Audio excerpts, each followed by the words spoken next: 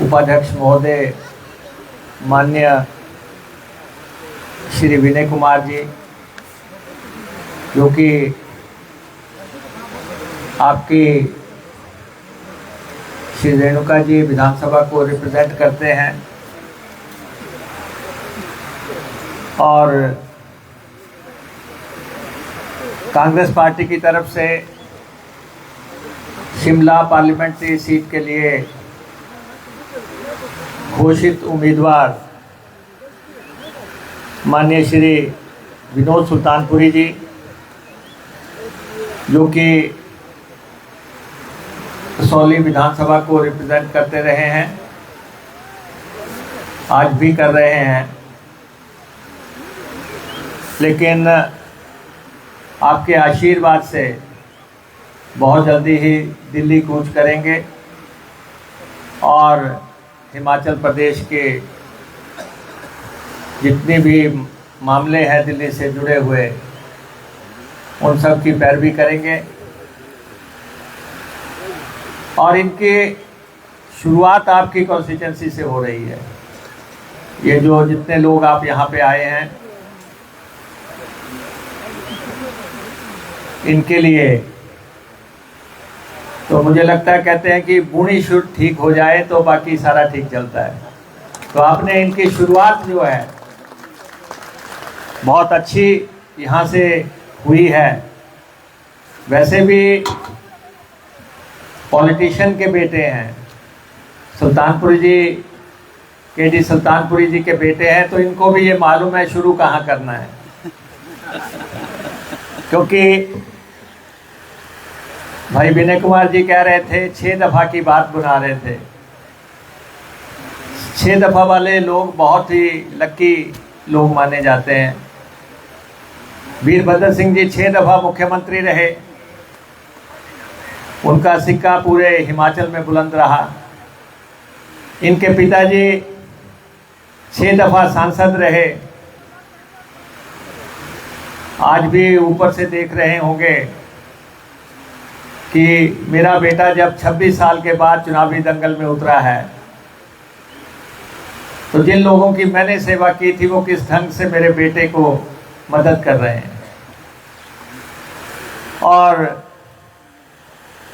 6 दफ़ा ही भाई विनय कुमार के पिताजी यहाँ से एमएलए रहे, डॉक्टर प्रेम सिंह जी। तो ये एक रिकॉर्ड बनाने वाले लोग थे, जिन्होंने हिमाचल प्रदेश की राजनीति में कुछ आदर्श स्थापित किए, कुछ मूल्यों की राजनीति की। हालांकि आज की राजनीति काफ़ी बदल गई है, लेकिन ये हल्का, इस हल्के की जब तक हिमाचल रहेगा चर्चा होती रहेगी। रेणुका विधानसभा क्षेत्र हिमाचल निर्माता डॉक्टर परमार जी का हल्का है, जिनकी बदौलत हिमाचल प्रदेश बना। उस हल्के के आप लोग हैं, हम आप सबको दोनों हाथ जोड़ के प्रणाम करते हैं कि अगर हिमाचल की बुनियाद किसी ने रखी तो वो आपने रखी। और हाल ही में आपने देखा कि कुछ इवेंट्स हिमाचल प्रदेश में हुए। हिमाचल प्रदेश की सरकार तोड़ने का एक प्रयास हुआ, हिमाचल प्रदेश की सरकार गिराने का एक प्रयास हुआ। कुछ लोग रात के अंधेरे में सत्ता हासिल करना चाहते हैं, कुछ लोग शॉर्टकट से जो है सत्ता हासिल करना चाहते हैं, और उन्होंने साजिश रची हमारी सरकार के खिलाफ। आज भी आप सुन रहे होंगे, लगातार वो बात कह रहे हैं कि 4 जून को हमारी सरकार होगी। वो कह रहे हैं कि हिमाचल प्रदेश की कांग्रेस सरकार चंद दिनों की मेहमान है, आपसे वोट हासिल करने के लिए इसलिए एक धारणा देना चाह रहे हैं लगातार कि कुछ दिनों के बाद और एमएलए टूटने वाले हैं।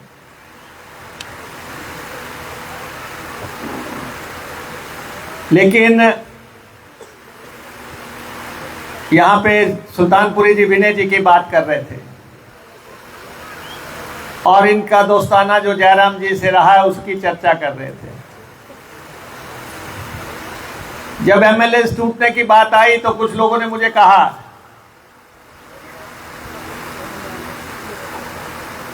कि विनय से भी बात कर लो। मैंने कहा विनय से बात करने की जरूरत नहीं है। विनय अगर भारतीय जनता पार्टी की टोली में भी बैठा रहेगा तो वोट डालने के लिए कांग्रेस के खेमे में आके वोट डाल के जाएगा। ये लोग जो हैं ये एक दिन में राजनेता नहीं बने हैं। विनय कुमार अगर इनके पिताजी 6 दफा एमएलए रहे तो एक बहुत बड़ी विरासत को संजोए हुए व्यक्ति है। सुल्तानपुरी जी अगर आज सांसद की लड़ाई लड़ रहे हैं या एमएलए हैं तो इनके पिताजी लंबे अरसे तक संजय जी हैं पालमपुर से। उनकी फैमिली हिस्ट्री है कि पिताजी भी लंबे अरसे तक एमएलए रहे, खुद भी एमएलए हैं, ताया जी भी एमएलए थे, तो एक पृष्ठभूमि है। और हमारे नीरज नैयर जी चंबा से हैं, उनके पिताजी लंबे अरसे तक मंत्री रहे। तो ये लोग सोच भी नहीं सकते दूसरी पार्टी के बारे में। भवानी सिंह पठानिया हैं, उनके पिताजी सुजान सिंह पठानिया जी लंबे अरसे तक मंत्री रहे, एमएलए रहे। ऐसे बहुत से हमारे एमएलए हैं, लेकिन अब स्थिति बिल्कुल स्पष्ट है। जो लोग कहते हैं कि हम हिमाचल प्रदेश की सरकार तोड़ देंगे, उनसे मैं पूछना चाहता हूं कि हिमाचल प्रदेश की शिमला की विधानसभा में 68 कुर्सियां लगी हुई हैं, 68 कुर्सियां शिमला में लगी हुई हैं। और उन 68 में से जब 15 महीने पहले चुनाव हुए 40 लोग हमारे जीत के गए, 25 लोग जयराम जी की पार्टी के भारतीय जनता पार्टी के जीते, 25 वो हैं, 40 हम थे और 3 जो है निर्दलीय थे।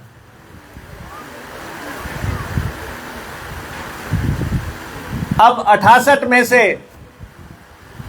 अगर हाउस 68 का होता है, 68 का हाउस होता है, तो उसमें बहुमत के लिए 35 लोगों की जरूरत होती है। जब 68 का हाउस था तो हमारे पास 40 लोग थे और जब बगावत हुई कुछ लोग चले गए जिन्होंने राज्यसभा में क्रॉस वोटिंग की, तो 6 कांग्रेस के लोगों ने क्रॉस वोटिंग की और 3 इंडिपेंडेंट लोगों ने भी जो है बीजेपी के हक में वोट डाला। अब 40 में से 6 चले गए, हम 34 हो गए, 34 हो गए। आज की तारीख में हम 34 हैं और बीजेपी फिर 25 है। बीजेपी 25 है, हम 34 हैं और फर्क कितनी सीटों का है? 9 सीटों का। तो आप बताओ कि जब 9 का फर्क है तो सरकार कैसे गिर सकती है?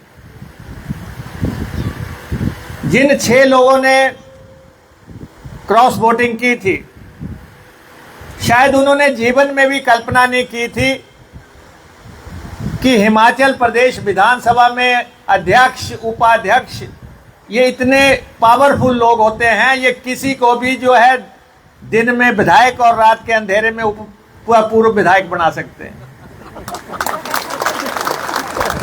ये शायद किसी को कल्पना नहीं थी और उन 6 लोगों को भी शायद ये कल्पना नहीं थी।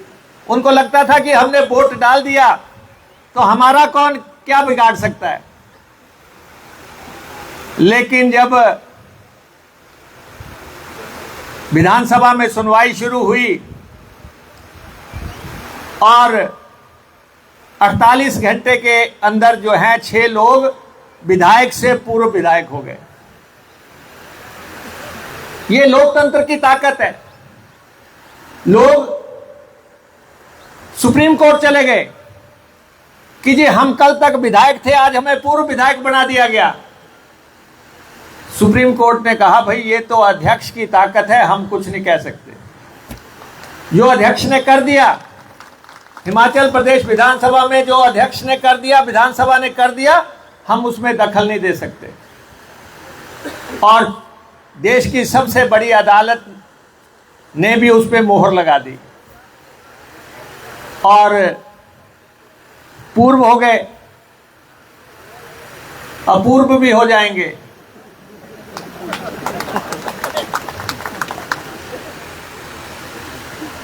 और आप देखें अब हाउस हो गया, 6 विधायक कम हो गए। अब हिमाचल प्रदेश विधानसभा का हाउस हो गया 62 का। 62 एमएलए अंदर जा सकते हैं, 6 एमएलए गेट के अंदर नहीं आ सकते। जो थे वो बाहर हो गए और सुप्रीम कोर्ट ने भी उस पर मोहर लगा दी। अब 62 का हाउस है। 62 के हाउस में बहुमत होता है 32 पे, 32 पे बहुमत होता है। वो 25 हैं, हम 34 हैं।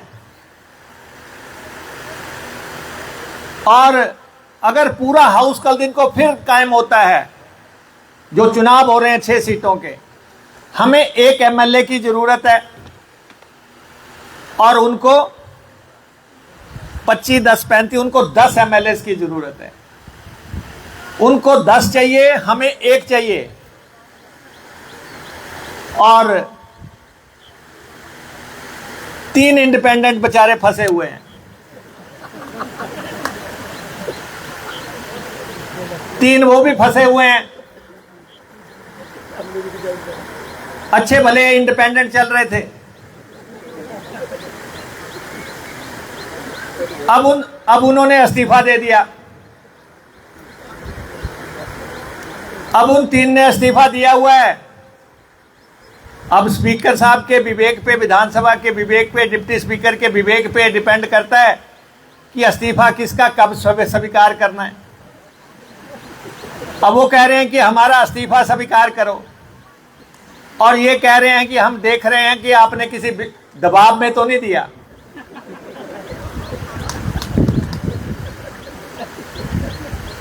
अब जब इस्तीफा देंगे, उनसे गलती हो गई कि भाजपा के भी 3-4 लोग शानो शौकत में उनके साथ सवार हो गए कि इस्तीफा देने जाना है तो हम भी साथ चलेंगे।